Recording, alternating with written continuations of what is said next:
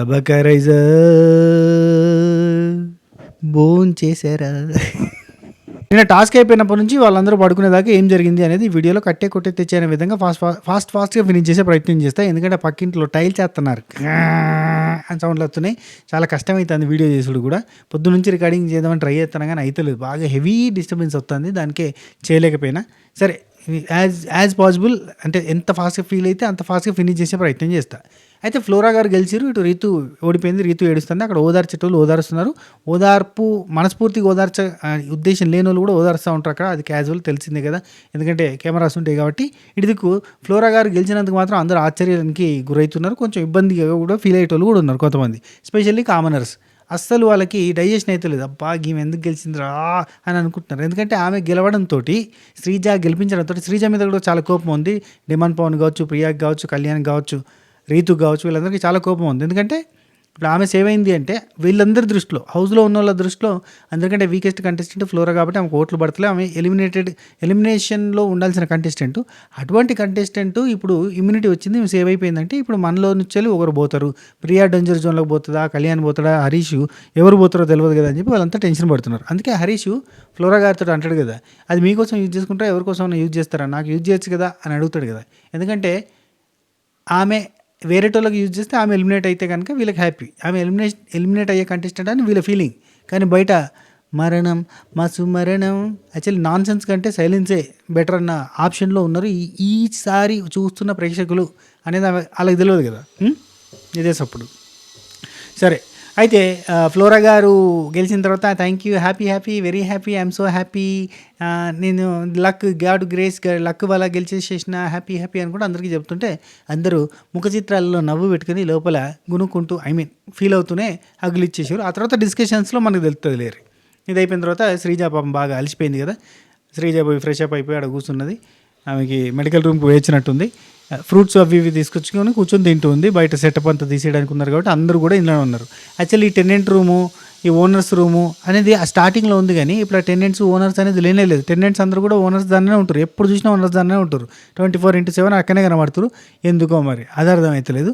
ఖచ్చితంగా నాగార్జున గారు ఈ వీకెండ్ మీరు ఓనర్స్లా బిహేవ్ చేస్తే మీరు ఓనర్స్ అవుతారు, కానీ మీరు ఓనర్స్లా బిహేవ్ చేయకపోతే మీరు ఓనర్స్ ఎందుకు అవుతారు అని అడిగే ఛాన్సెస్ ఆర్ వెరీ హై. గట్టిగా స్ట్రిక్ట్గా వార్నింగ్ ఉంటుంది.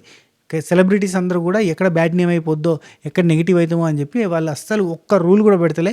రావడానికి రూల్ లేదు, ఏదైనా తినడానికి రూల్ లేదు, ఏదైనా పాట.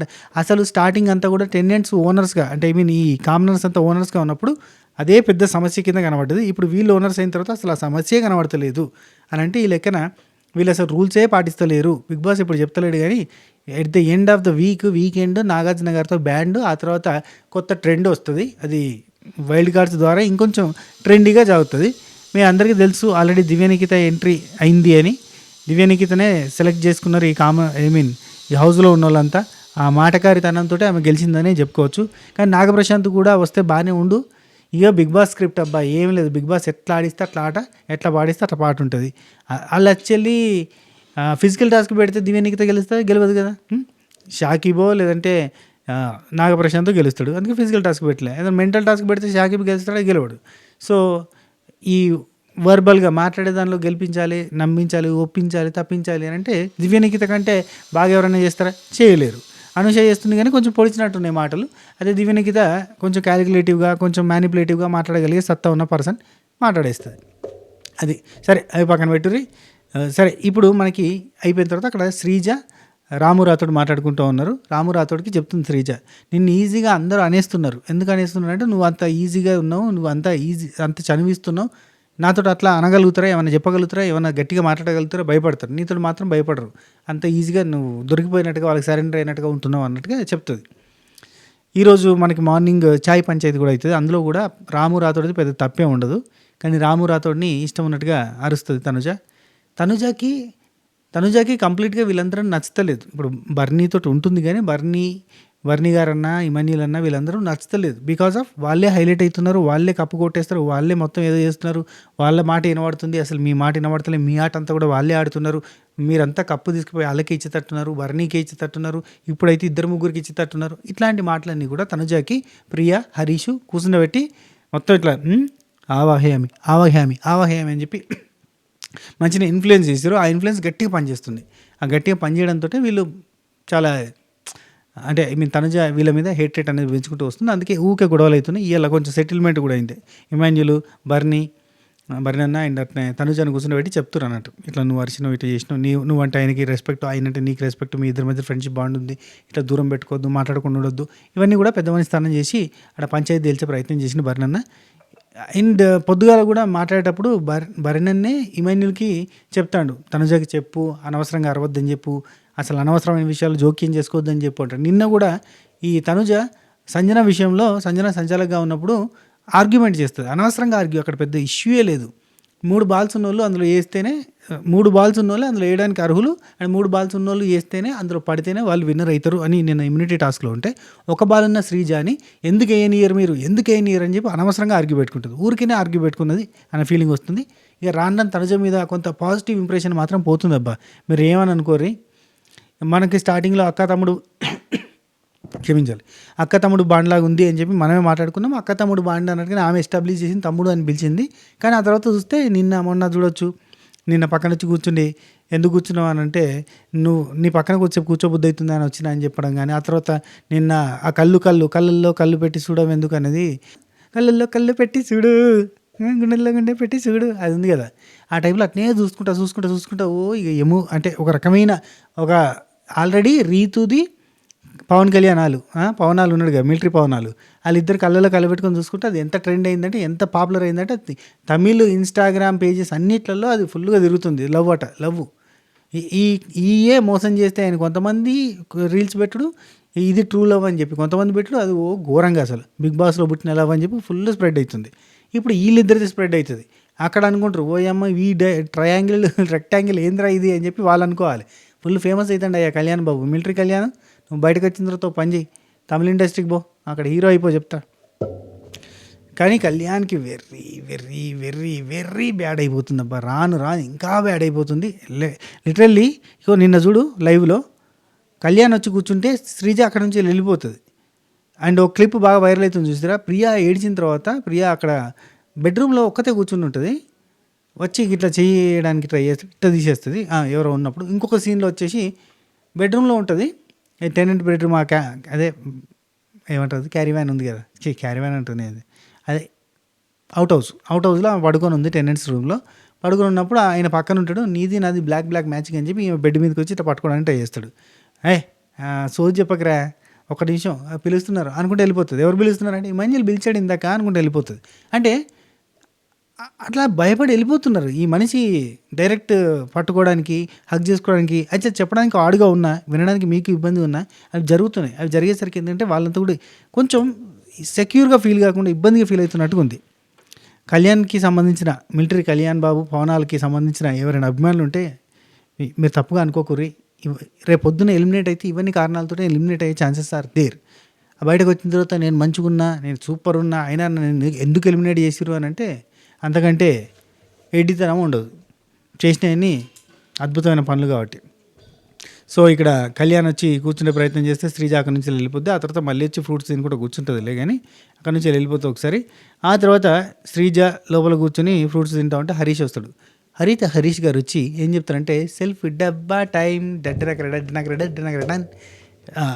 నేను 2 మీల్స్ ఎందుకు తినట్లేదు, 3 మీల్స్ తినాలి, అందులో ఒకటే మీల్ తింటున్నా, 2 మీల్స్ తింటలేను, దేనికోసం తెలుసా అంటే, తెలుసు సార్ మీరు బయటికి వెళ్ళిన తర్వాత ఇవన్నీ డొనేట్ చేస్తా అన్నారు కదా, అదన్నమాట మ్యాటర్.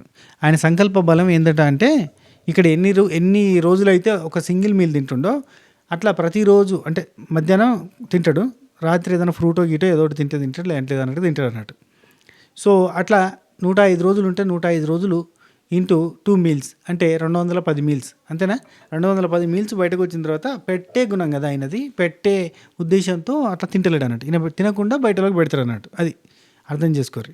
ఆయన సంకల్ప బలం అది.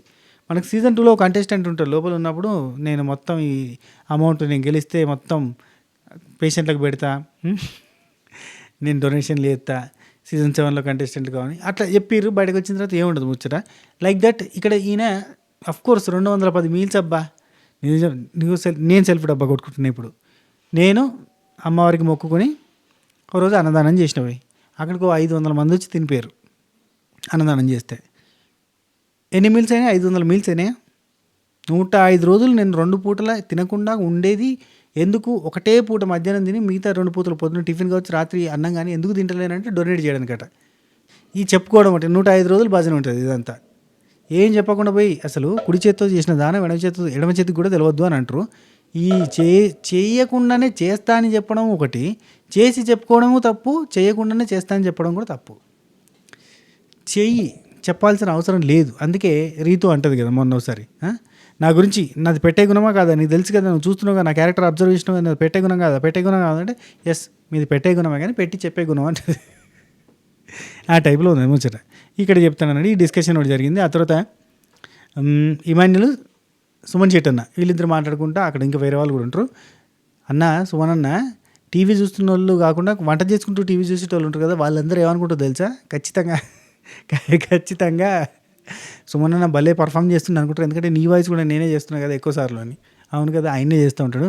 రామ్మ రా, అప్సరషా రా రా రా రా అని అంటూ ఉంటాడు. లేదంటే ఈ ఏంటిరా అమావాస్య రోజు పుట్టినోరా అని చెప్పి అదే ఇమిటేషన్ ఈయనే చేస్తూ ఉంటాడు. ఆయన లెక్క ఈయనే మాట్లాడుతూ ఉంటాడు. కాబట్టి అదే నువ్వే చెప్తున్నావు అని అనుకుంటారేమో ఈనేటోళ్ళు అని అంటాడు. ఎస్, నిజంగా అట్నే ఉన్నది. అసలు సుమన్ శెట్టి అన్న వాయిస్ సుమన్ శెట్టి అన్న కంటే ఇమాన్యుల్ ఎక్కువ వాడుతూ ఉంటాడు. Next demand Pawan, Rithu and Suman Shetty అన్న ఇక్కడ మాట్లాడుతుంటారు. రీతును ఓదార్చే ప్రయత్నం చేస్తారు. బర్నీ అన్న కూడా వచ్చి ఓదార్స్తాడు. సూపర్ అమ్మ, చాలా బాగా విన్నావు, వాట్ ఏ గేమ్, ఏమన్నా ఆడావా, చాలా బాగా ఆడావా, very very very fighting spirit super అని చెప్పి ఇక్కడ చెప్తారు. ఇక్కడ రీతుకు చెప్తారు, అటు శ్రీజాకు కూడా చెప్తాడు. అసలు నువ్వు చూడడానికి ఇంత ఉన్నావు, అసలు ఇంత ఆడతావు నేను ఎక్స్పెక్ట్ చేయలేదమ్మా అని చెప్పి బర్నీ అన్న, ఇమాన్యుల్, సంజన వీళ్ళందరూ చెప్తారు. వాట్ ఏ గేమ్, అసలు ఏమన్నా ఆడావు, అసలు చాలా బాగా ఆడావు, సూపర్ అని చెప్పి అటు చెప్తారు. ఈమెకి చెప్తారు. బాగా ఆడారు కదా, ఇద్దరు కూడా బాగా ఆడారు. బర్నీ అన్న ఇమాన్యుల్ తోటి, నువ్వు చెప్పు తనుజాకి బాగా వాయిస్ రేజ్ చేస్తుంది, ఈ మధ్య చాలా ఎక్కువ వాయిస్ రేజ్ చేస్తుంది, ఇంతకుముందు సంచలకతో గొడవ కూడా అనవసరంగా పెట్టుకుందంటే సంజన వచ్చి నిజంగా నా టూ మచ్ అన్న ఒక్క మాట నన్న ఇటు ఇమాన్యుల్ అటు సంజన అక్క అందరూ కూడా బర్నీ అన్నకి చెప్తా ఉంటారు, అన్న ఈయనన్న అట్లా టూ మచ్గా బిహేవ్ చేస్తున్నా, అవసరమా అన్న, నేను సంచలక నేను నిర్ణయం తీసుకోలేను అన్న, ఆమె దగ్గర ఒకటే బాల్ ఉంది కదా అన్న, 3 బాల్స్ ఉన్నోళ్ళే కదన్న వేయాల్సింది, అదే కదా నేను చెప్తున్నా, కానీ ఆమె అనవసరంగా ఇంటర్ఫియర్ అయిపోయి బాగా ఇరిటేట్ చేస్తుంది అన్న, చాలా టూ మచ్ అని అంటే బర్నీ నుండి ఇమాన్యుల్ నువ్వు చెప్తే ఏంటది, నువ్వు చెప్పు ఏంటది అంటే నాతోటే మాట్లాడతలేదన్న, వామ్మో నేను చెప్తున్నదన్న అస్సలేదన్న అని చెప్పి అంటారు. దీనన్నిటికీ కారణం అదే, ప్రియా హరీష్ వాళ్ళు చేసిన ఆవాహయామి వల్ల ఆమె మైండ్ మారింది. ఆమె ఇలాంటే కొంచెం హేట్ చేయడం స్టార్ట్ చేసింది. రైట్, సంబంధం లేకుండా ఒక్క నిమిషం, ఇక్కడ ఇదే అరుస్తుంది, బాగా ఎక్కువ అరుస్తుంది, సంబంధం లేని విషయాలలో ఇన్వాల్వ్ అయ్యి అరుస్తుంది అని చెప్పి డిస్కషన్ చేస్తుంటే ఇమాన్యుల్ని చెప్పాను అన్నాడు కదా, వెంటనే సంజనాకుండి వద్దురా నువ్వు చెప్పకురా, నువ్వు ఇన్వాల్వ్ కాకురా, దండాలయ్యా, పడకురా, నువ్వు అందులో పడకురా, వినదురా, అస్సలు వినదురా, ఆడోళ్ళకి తెలుసురా ఇంకో ఆడోళ్ళ గురించి, నేను చెప్తున్నారా, మనందరం పిల్లలం కాదు కదా, అడల్ట్స్రా, మనం ఎవరికి చెప్పాల్సిన అవసరం లేదు, ఎవరికి వాళ్ళకి తెలుసు అన్నట్టుగా మాట్లాడుతుంటే అక్కడికి ఫ్లోరా వస్తుంది. ఫ్లోరా వచ్చి ప్యూర్ లక్, అసలు పడితే పడ్డదని వేసేసిన అని అంటే, ఇంతకంటే ముందే దీనికంటే ఈ డిస్కషన్ జరిగే కంటే ముందే ఇమాన్యుల్ వేరే వాళ్ళతో చెప్తూ ఉంటాడు అన్నట్టు. నిజంగా ఆమె అసలు బాగా ఆడిందంటే బాగా ఆడింది, యాక్చువల్లీ బాగా ఆడాలని ఆడలేదు, ఆమె భయం లేకుండా ఆడింది, ఫియర్లెస్గా ఆడింది, చాలా ఈజీగా క్యాజువల్గా ఆడింది, ఆడుకుంటుంది గేమ్ని ఎంజాయ్ చేస్తూ ఆడేసరికి ఆమె ఈజీగా గెలిచింది. ఇదే రీతు చాలా టెన్షన్ పడుతూ బాలేసేటప్పుడు చాలా టెన్షన్ పడ్డది, ఆమె పడితే పడ్డది లేదంటే లేదనంటే వేసింది. అదే పాయింట్ మళ్ళీ ఇక్కడ ఫ్లోరా వచ్చినప్పుడు చెప్తుంది అన్నట్టు, పడితే పడింది లేదంటే లేదు అన్నట్టు వేసాను, దేవుడి దయ లక్కు గెలిచేసిన అని చెప్తుంది. సో ఆమె గేమ్ని ఎంజాయ్ చేస్తుంది అని చెప్పి మాట్లాడతారు. అందుకే ఆమె ఇప్పటికీ ఉన్నది, ఆమె ఎలిమినేట్ అవుతలేదు, ఆమె గేమ్ని ఎంజాయ్ చేస్తుంది అని చెప్తారు. ఇక సంజన, ఇమాన్యుల్, బర్నీ వీళ్ళు ముగ్గురు మళ్ళీ మాట్లాడుకుంటూ, సరే సంజన ఇంకా రాకంటే ముందే బర్నీ అని అంటాడు ఇమాన్యుల్ తోటి, ఒరే మీ అమ్మ నిన్ను బలవంతంగా దత్తత తీసుకుంది కదరా అంటే, అవును ఆమె నన్ను కొడుకని అనౌన్స్ చేసేసింది, నేను అమ్మ అని పిలిచేసిన అయిపోయింది అక్కడికి, అక్కడి నుంచి బాండ్ కంటిన్యూ అవుతుంది అంటాడు. ఒరే బలవంతంగా చేసింది కదరా నిన్ను కొడుకుని అని చెప్పి నవ్వుతాడు.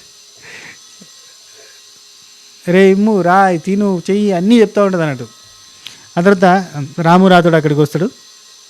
రాము గురించి మాట్లాడుకుంటూ ఉంటారు. యాక్చువల్లీ ఇమాన్యుల్ బర్నీ ఏమని డిస్కస్ చేస్తారంటే, ఈ బ్లాక్ వాళ్ళది అయిపోయింది, బ్లూ వాళ్ళది సెంటిమెంట్ అయిపోయింది, బ్లాక్ వాళ్ళకి ఒక టాస్క్ బెటర్ అయిపోయింది, ఇమ్యూనిటీ ఇచ్చారు, రెడ్ వాళ్ళకు కూడా ఏదో ఒకటి ఉంటుంది కదా, ఆ టాపిక్ డిస్కషన్ అవుతూ ఉంటుంది. అయితున్నప్పుడు ఈ రెడ్ కార్డులోకి గేమ్ పెడతారు, మీ రెడ్ టీంలో ఉన్న వాళ్ళందరిలో ఆ రాముగాడు రెడ్ డాట్లా ఉన్నాడు, రెడ్ కార్డ్లా ఉన్నాడు పాపం వాడు అని చెప్పి డిస్కస్ చేస్తారు. నెగిటివ్ వే కాదు ఇది, ఏమంటారంటే అందరూ కూడా హట్టకట్ట ఉన్నారు కదా, లైక్ బర్నన్న ఎత్తు మీద ఉంటాడు, గట్టిగా ఉంటాడు మనిషి, డిమాండ్ పవన్ గట్టిగా solid personality, Kalyan military man గట్టి పర్సన్, హరీష్ ఎత్తుకెత్తుంటాడు, చాలా స్ట్రాంగ్గా కనబడతాడు.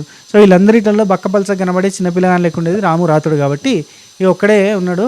వాడు గెలిచేలానే గేమ్ డిజైన్ చేసినా చేస్తారన్న. ఈరోజు ఫ్లోరా గారు గెలవలేదంటే ఫ్లోరా గారు ప్యూర్గా శ్రీజ సపోర్ట్ అయిన లక్ వాళ్ళు గెలిచారు. కానీ అదే మనోడు థింక్ చేస్తూ ఉంటారు, రాముయే గెలిచే ఛాన్స్ కూడా ఉంటుందన్నో గేమ్లో, ఎలాంటి గేమ్స్ చెప్పలేం కదా అని చెప్పి డిస్కస్ చేస్తూ ఉంటారు. ఆ తర్వాత డిమాండ్ పవన్ రీతు వీళ్ళిద్దరూ వాష్రూమ్లో డిస్కషన్ స్టార్ట్ అవుతుంది. ఇలా డిస్కషన్ ఏంటంటే ఇప్పుడు ఆమె గెలిచిన విధానం కరెక్ట్గా లేదు, ఫ్లోరా గెలిచిన విధానం అండ్ శ్రీజ గెలిపించిన విధానం కరెక్ట్గా లేదు. నా దగ్గర నుంచి 2-3 టైమ్స్ బాల్ తీసుకొని ఆమెకి ఇస్తే ఆమె తీసుకొని బయటకు వెళ్ళింది, ఇట్స్ నాట్ రైట్ అని చెప్పి రీతు అంటూ ఉంటుంది. డిమాండ్ పవన్ నుండి ప్రియా డేంజర్లోకి వచ్చేస్తుందేమో, ఇది మెయిన్ పాయింట్. వీళ్ళకి ఎందుకు కోపం అంటే ఫ్లోరా అంటే ప్రియా డేంజర్లోకి వచ్చేస్తుందేమో, ఆమె ఉంటే ఆమె ఎలిమినేట్ అయ్యేది, ఇప్పుడు ప్రియా డేంజర్లోకి వస్తుంది కావచ్చు.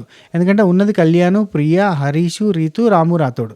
సో రాము రాథోడ్కి రీతుకి బయట సపోర్ట్ ఉంటుంది, సెలబ్రిటీస్ కైండ్ ఆఫ్ కింద కదా అని చెప్పి వీళ్ళు అనుకుంటారు, డిమాండ్ పవన్ అనుకుంటున్నాడు.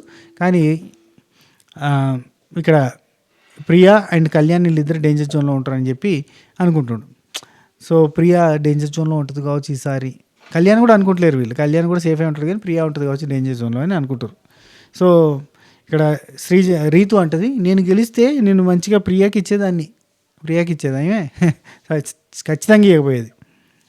శ్రీజ ఫ్లోరాకి ఆడింది, ఇప్పుడు ఫ్లోరా గెలిచింది, శ్రీజ వల్లనే గెలిచింది, అసలు కరెక్ట్ ఇది చేయలేదు. అక్కడ చెప్తున్నా వీళ్ళు అంటూ ఉంటారంటూ నాట్ వర్తి వద్దు, నాట్ వర్తి అన్వర్తి వద్దు వద్దు వద్దు అంటే మనమేమనుకుంటాం అంటే ఎంత ఫైట్ చేయడం ఈ గేమ్ కోసం అన్వర్తి, అసలు వర్త్ కాదు, ఈ గేమ్ కోసం అంత చేయొద్దు అని అంటుర్రేమో అని అనుకుంటాం. కానీ కాదు, వీళ్ళందరూ ఉద్దేశం ఏంటిది మనకు అర్థం కాలే ఆ టైంలో. వీళ్ళందరూ ఉద్దేశం ఏంటంటే ఆ ఫ్లోరాకి బాల్ ఇవ్వడం వల్ల ఫ్లోరా గెలుస్తుంది, ఫ్లోరా గెలిస్తే మనకే డేంజరు, మనం డేంజర్ల చిక్కులలో పడతామని చెప్పి వాళ్ళ బాధ. అందుకే నాట్ వర్తి అంటుర్రు అన్నట్టు.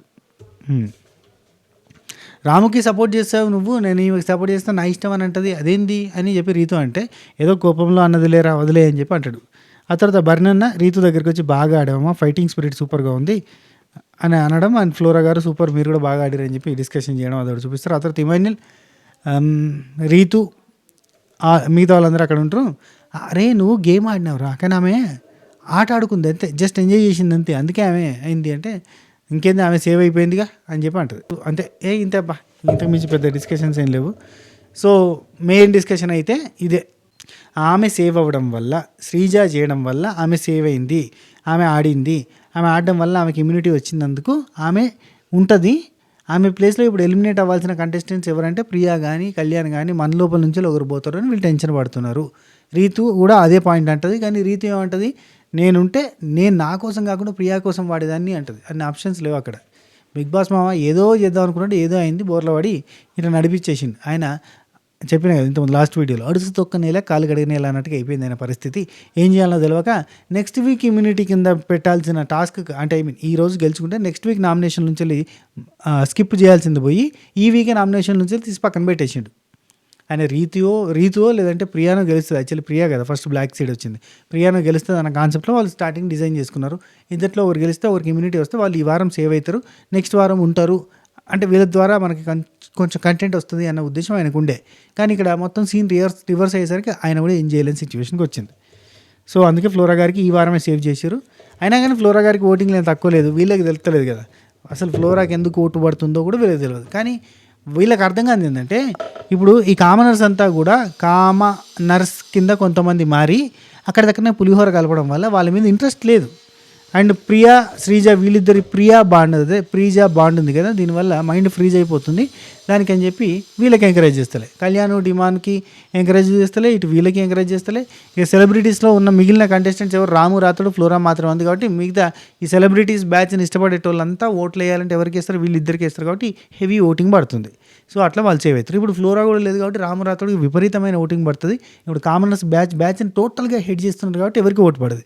ఓన్లీ ఏమైనా నిన్న ప్రియాకి సింపతి యాంగిల్లో ఓట్లు కావచ్చు, రీతుకి నిన్న టాస్క్ ఆడినందుకు ఓట్స్ కావచ్చు, మరి రాము అదేంది మన హరీష్కి మాసమైన హరీష్కి ఇతను ఉంటే బాగుంటుంది అని కొంతవరకు తనకి పాజిటివిటీ కూడా వచ్చింది కదా. సో ఆ కైండ్ ఆఫ్ ఓట్స్ కానీ పడతాయి. ఇక కళ్యాణ్కి ఎవ్వి పడాయి. కళ్యాణ్కి పడాలంటే ఓన్లీ కసి కసి కసి కసి కసి కసి కసి కసి అంటే ఇష్టం ఉన్న వాళ్ళు మాత్రమే ఓటేస్తారు, అంతకుమించి ఇంకెవరయ్యారు.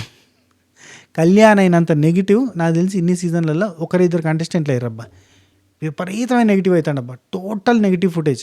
అసలు ఆ మనిషి మనకి ఎపిసోడ్లో కనబడడు, లైవ్లో కూడా కనబడడు. కనబడితే అమ్మాయితోటే కనబడతాడు, కనబడితే చేతులు వేసే కనబడతాడు, కనబడితే హగ్ చేసుకుని కనబడతాడు, కనబడితే రుద్దుతానో ఏదో ఒకటి చేస్తా ఇట్ట అనుకుంటా కనబడుతూ ఉంటారు. కాబట్టి కంప్లీట్ నెగిటివ్ ఫుటేజ్ ఎవరికన్నా ఉంది అని అంటే అది కళ్యాణ్కి మాత్రమే. కళ్యాణ్ ఇది మాత్రమే చేస్తూ కనబడతాడు, ఇంకెక్కడ కనబడడు. మళ్ళీ ఆడోళ్ళ దగ్గరనే కూర్చుంటాడు, ఆడోళ్ళతోటే ముచ్చట పెడతాడు, ఆడోళ్ళనే ముట్టుకొని ఉంటాడు. ఫసక్ ఎంత చేసినా అసలు ఆ టైటిల్ పెట్టుకొని రావడము సోల్జర్ అని ఇక్కడికి వచ్చిన తర్వాత ఆయన కాలేజీలలో ప్రమోట్ చేసుకున్నాడు. అయ్యా ఇంకా వాళ్ళందరూ పొట్టు తిట్టుకుంటూ ఉండొచ్చు. ఓరి మా జీవితం, నేను సోల్జర్ని, బార్డర్ నుంచి వెళ్ళి బిగ్ బాస్ పోతున్నా, B2B పోతున్నా అని చెప్పి వచ్చినావు, ఇక్కడికి వచ్చి గిదా సోల్జర్ అవుతున్నావు నువ్వు అనుకుంటుండొచ్చు కదా. మీ కాలేజీకి ఒకవేళ ఈ వీడియో చూస్తున్న వాళ్ళు ఎవరికైనా మీ కాలేజీకి వచ్చి శ్రీకాకుళంలో, విజయనగరంలో ఏమైనా ప్రమోట్ చేస్తే మీ అభిప్రాయం ఏంటో కింద కామెంట్లలో వాల్యుబుల్ కామెంట్స్ పెట్టే ప్రయత్నం చేయరు. ఓకేనా. ఉంటా. Take care. Tata bye by. నమస్తే. శుభ ఖైర్.